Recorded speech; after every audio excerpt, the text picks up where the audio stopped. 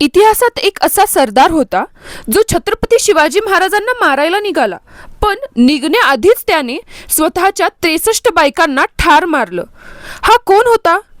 तो म्हणजे अफजल खान. अफजल खान शिवाजी महाराजांना मारण्यासाठी निघाला होता आणि तो गर्जनाही करत होता, शिवाजी काय, मी त्याला चढेघोडेनिशी जिवंत पकडून आणतो. पण या गर्जनेच्या मागे एक भीती लपलेली होती, अशी आख्यायिका सांगितली जाते. जर आपण शिवाजी महाराजांकडून मारलो गेलो तर आपल्या बायकांनी दुसऱ्याशी विवाह करून आपल्या नावाला कलंक लावू नये, या भीतीतून अफजल खानाने आपल्या 63 बायकांना ठार मारले. पूरहून आपल्या 63 बायकांना घेऊन अफजल खान शिवाजी महाराजांना मारण्यासाठी निघाला. परंतु अफजलपूर या ठिकाणी जाऊन तो थांबला आणि तेथे एक खुनी बावडी नावाची विहीर आहे. त्या विहिरीमध्ये 1-2 बायकांना त्याने ढकलून दिले व ही बातमी इतर बायकांना कळताच बायका सैरावैरा पळू लागल्या.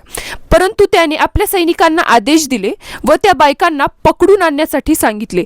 प्रत्येक सैनिक बायकांना पकडून आणत होता आणि अफजल खान त्यांना विहिरीत ढकलत होता. असे करून त्याने आपल्या 63 बायका मारल्या आणि तो पुढे शिवाजींचा पारिपत्य करण्यासाठी निघाला. यावरून आपल्याला हे कळते की अफजल खान कितीही गर्जना करत असला तरी त्याच्या मनात शिवाजी महाराजांबद्दल किती भीती होती. शिवचरित्रातील अशाच रहस्यमयी माहिती जर तुम्हाला ऐकायची असतील तर माझ्या चॅनलला लाईक, सबस्क्राईब आणि कॉमेंट करायला विसरू नका. धन्यवाद.